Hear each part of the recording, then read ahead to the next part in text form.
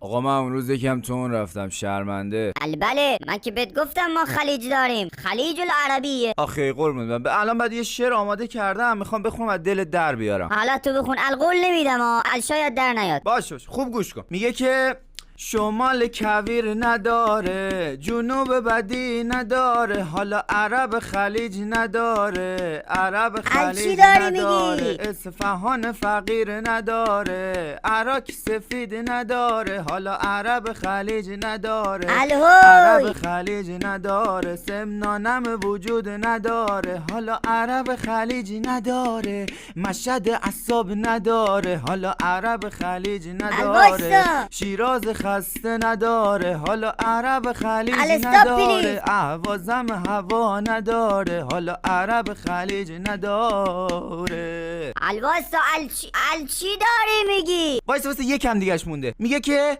اردبیل گرما نداره، گیلان برنج نداره، حالا عرب خلیج نداره، عرب خلیج نداره، تهران آلودگی نداره، حالا عرب خلیج نداره، بوشهر سرما نداره، حالا عرب خلیج نداره، بندر که جنسی نداره، اصلا قزوین که ترس نداره، عرب خلیج نداره، عرب خلیج نداره، حالا مادر عمومی، وای مادر عمومی.